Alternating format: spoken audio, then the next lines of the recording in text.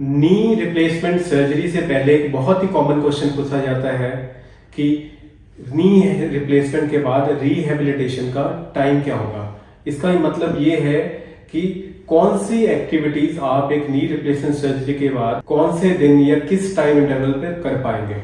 Hello, I am doctor Sarvpreet Ahluwalia, joint replacement surgeon at spa hospital Mohali, और आज हम इस बहुत ही कॉमन क्वेश्चन का आंसर करेंगे। देखिए, नी रिप्लेसमेंट सर्जरी के बाद आजकल लेटेस्ट टेक्निक्स यूज करके और एनेस्थीसिया प्रोटोकॉल यूज करके हम पेशेंट्स को 6 घंटे के अंदर सर्जरी के बाद खड़ा कर देते हैं और कुछ स्टेप्स चलवा भी देते हैं।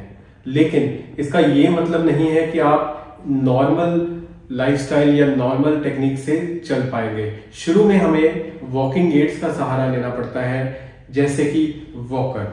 डे 1 पे on your knee replacement surgery day हमारे फिजियोथेरेपिस्ट आपको खड़ा करते हैं और कुछ स्टेप्स वॉकर की मदद से चलवाते हैं। इसके बाद नेक्स्ट डे ऑनवर्ड्स आपके स्टेप्स इंक्रीज कराए जाते हैं, आपको रूम से भी बाहर निकाला जाता है और इनकरेज किया जाता है कि आप ज्यादा से ज्यादा चलें ताकि आपकी मसल्स वर्कआउट करें और आपकी ब्लड सर्कुलेशन भी इंप्रूव करें।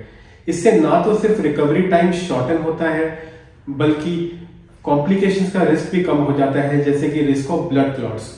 इसके अलावा हम आपको डे 3 ऑनवर्ड्स स्टेयर क्लाइंबिंग चढ़वाने की कोशिश भी करते हैं। अगर आपकी स्टेयर ट्रेनिंग सक्सेसफुल रहती है तो इसका ये मतलब है कि आप डिस्चार्ज करने लायक हो गए हैं और हो सकता है कि हम आपको जल्दी डिस्चार्ज कर दें। लेकिन इससे आपकी फिजियोथेरेपी खत्म नहीं होती है, जो कि एक कॉन्टिन्यूस प्रोसेस है। कुछ डेज टू वीक्स की फिजियोथेरेपी के बाद जनरली इन 2 वीक्स टाइम हमारे पेशेंट्स एक वॉकर को छोड़कर वॉकिंग स्टिक या फिर क्रच का इस्तेमाल करना पड़ते हैं और within 4 to 6 weeks time without any walking aids एक नी रिप्लेसमेंट सर्जरी के बाद इंडिपेंडेंटली बिना सहारा लिए चल पाते हैं। लेकिन even though they can walk normally after knee replacement surgery after a couple of weeks, हम एडवाइस करते हैं कि आप अपनी नी एक्सरसाइजेस कंटिन्यू रखिए ताकि आपको बेस्ट रिजल्ट्स मिल पाए। इसके लिए एक